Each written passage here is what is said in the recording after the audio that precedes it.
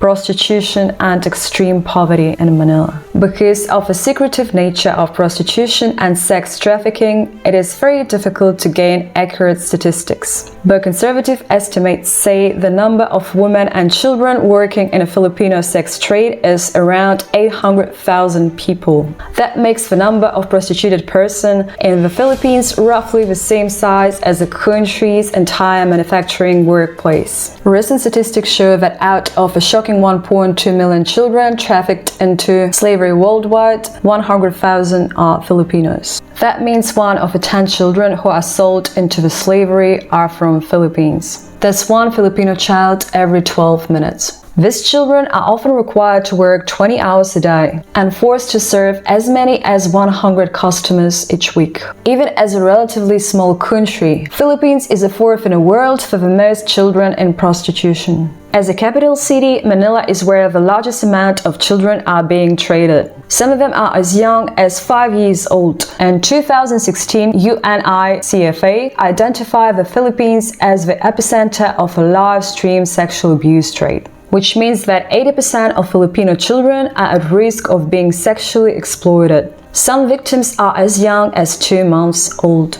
The Philippines is the top global source for child pornography. The brutal exploitation of a treasured humanity is a daily emergency. So why prostitution is so popular there? There are multiple reasons. Some are the children of prostitutes and have never known any better. Some were sold at young age by their parents, aunts, uncles, or neighbors. And many are told that life in Manila will offer the chance to be freed from the desperation of poverty in their home provinces. They hope to be able to send money to their families, but upon arrival to Manila are often trapped with no money and no visible choice but to accept work in a brothel. For some, the lifetime of extreme poverty and abuse makes the sex trade look glamorous and not as slavery that it is. Poverty is more than just a lack of money. It is a cycle of bondage that robs its victims of hope and leads to the belief that they don't have anything to lose. In those cases, survival becomes all that matters. As a result, there are high levels of street crime and robbery, sometimes involving weapons and firearms. Be vigilant when traveling on public transport and avoid displaying cash or jewelry. Armed hold-ups on buses can happen, particularly in Manila and other larger cities. I've personally been robbed on the street while there was no people around. A guy on a bike has spotted me from afar and grabbed the phone out of my hands with all photos and videos from Australia that I have filmed and edited for my YouTube channel. Also all content from last trip.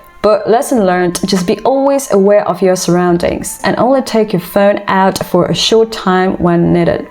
Now let's talk about sex tourism in the Philippines. It's clearly a legal business and brings to light lots of suffering and poverty. It offers many people who work directly and indirectly a perspective and something to eat on a table. I have spoken with several prostitutes in Manila who came here to work in the clubs from the surrounding districts, that if they will not find a client for the night, they will have to spend the rest of the night and sleep on the streets. Many of them asking to buy them food and are single moms. So a regular income, a regular health check and accommodation can be a luxury in the Philippines. As an employee in a bar, this is standard. Clearly, it's morally reprehensible and illegal. But for many women, it is an easy way out of poverty and lack of money. And nothing is easy in the Philippines, especially finding a job. Many older white men are coming to Manila for a sex tourism. They are the main clients of the bars and can take few or even 10 girls to the hotel room after a couple of drinks. Many of them clearly have mental problems and considered to be so-called white trash in their own countries.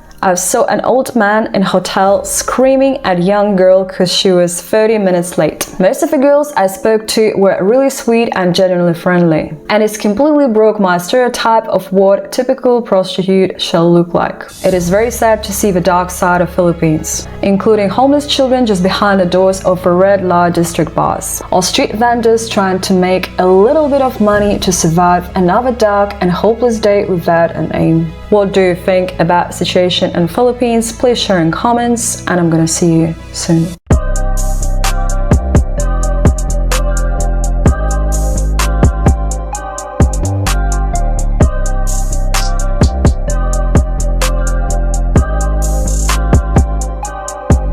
I tried so hard and got so